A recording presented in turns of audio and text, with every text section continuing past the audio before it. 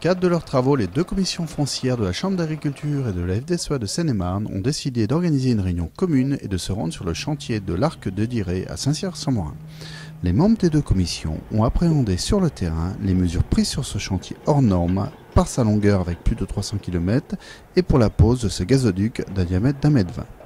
Écoutons maintenant Laurence Fournier, élu Chambre d'agriculture et présidente de la commission foncière, puis Thierry Sablonnière, agriculteur à Doux et concerné par le chantier.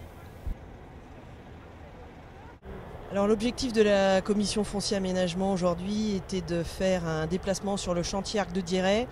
On en a beaucoup parlé cette année, maintenant nous sommes dans le vif du sujet, donc je trouvais important pour les membres de la commission de venir se rendre compte visuellement de l'énormité du chantier, de la grosseur des tuyaux, du trafic des engins, voilà, pour qu'ils prennent bien conscience en tant qu'élus de l'importance de ce chantier qui traverse notre département.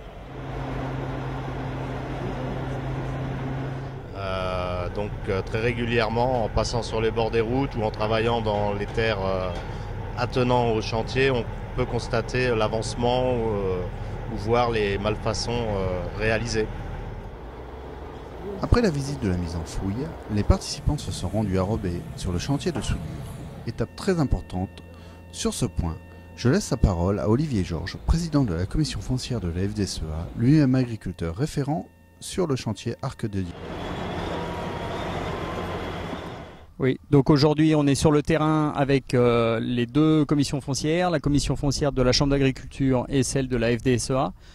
Donc l'objectif c'est de faire une visite de terrain pour la mise en fouille où on était tout à l'heure à Gouin sur la commune de Saint-Cyr-sur-Morin. On est arrivé maintenant sur la commune de Rebais pour l'opération de soudure. La soudure, c'est le moment où il y a le plus d'employés sur place, autour de 45 personnes. Et la mise en fouille, c'est le plus pénalisant pour l'agriculture, puisque c'est des engins qui pèsent 70 tonnes, plus le poids du tuyau, donc on atteint les 90 tonnes.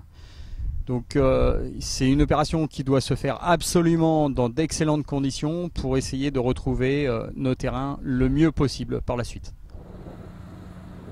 Cette visite de chantier a permis aux agriculteurs de se rendre compte de tous les travaux entrepris depuis plusieurs mois. La gestion de la terre, du tassement par les engins, la gestion des drainages, les protocoles et tout ce qui concerne la remise en état sont le fruit du travail des deux commissions. Le chantier est loin d'être fini et les responsables continueront à suivre ce dossier.